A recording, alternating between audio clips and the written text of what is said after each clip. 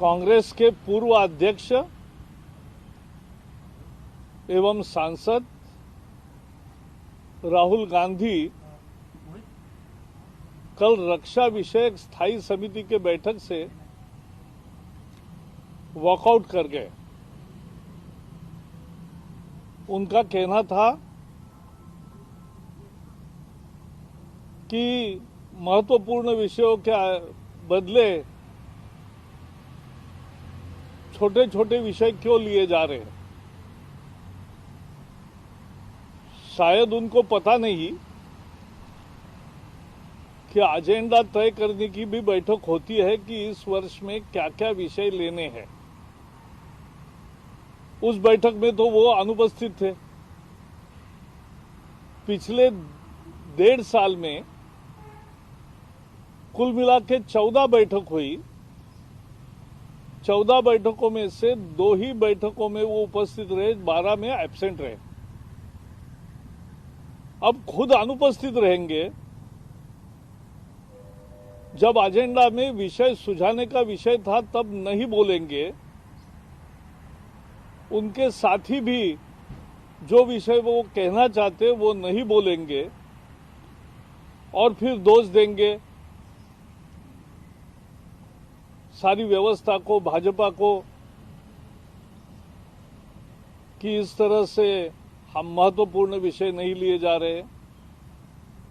Cantonment का विषय हो या बाकी विषय हो, सदस्यों ने जो बताए वही विषयों की चर्चा होती है। लेकिन ये भी उनको मालूम नहीं। और तो और उनको संवैधानिक संस्थाओं के प्रति कितना आदर है। वो वॉकआउट कर गए एज इफ ये कोई प्रोटेस्ट का केंद्र है। स्थायी समिति में प्रोटेस्ट और पब्लिक के लिए भाषण देने का नहीं है स्थान वो। और हमें मालूम है राहुल गांधी जी ने जब वो सत्ता में थे तब भी मनमोहन सरकार ने जो एक प्रस्ताव पारित किया था कैबिनेट में, कैबिनेट के फैसले को आप सबके समक्ष पत्रकार वार्ता में वो फाड़ दिया और कचरे की टोकरी में डाल दिया। तो संवैधानिक संस्थाओं के प्रति उनकी यह आस्था है। और वही कल दिखा कि डिफेंस कमेटी से बाहर भी आए और उसमें क्यों बाहर आए ये बताया भी बाहर आके।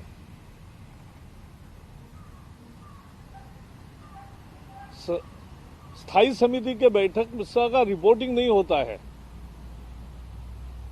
और members are not expected to give their reaction. लेकिन